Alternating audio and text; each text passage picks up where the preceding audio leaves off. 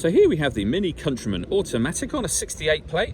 I'm going to start off by showing you around the outside of the car, and then we'll hop in and run through some controls on the inside. But from the outside, you can see it's a 5-door car with alloy wheels. Let's start off inside the boot and then work our way around the rest of the car from there. So as we approach the boot, you can see we have reversing sensors, plenty of boot space as well, along with those 3 individually folding and sliding rear seats to give you even more space should you need it.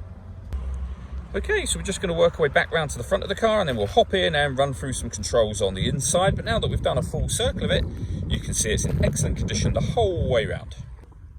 Just briefly before we climb in, I think it's well worth seeing the interior from this exterior point of view. There's plenty to run through on the dashboard, so let's hop in and we'll do that right now.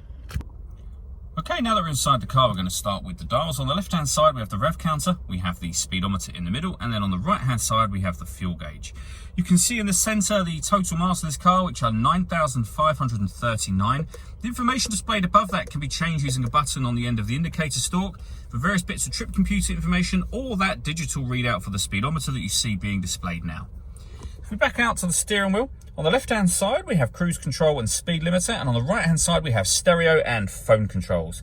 The phone controls can only be used after such time as you paired the phone up, and that is done over on the touchscreen in the centre just here. Hit the phone icon. From there, you can manage mobile devices and connect to a new device.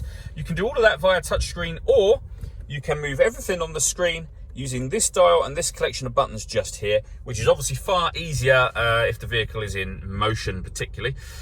When it comes to music, you can see we have DAB and FM radio, Bluetooth audio so you can stream your music wirelessly, and we have USB input as well.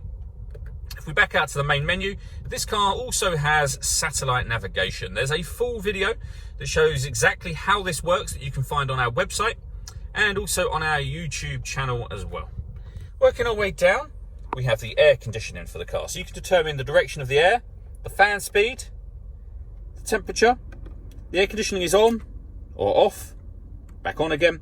You can recirculate the air that's in the car. That's a great way of heating it up or cooling it down quickly depending on the temperature you set here, and you can turn that off just as easily as you turned it on.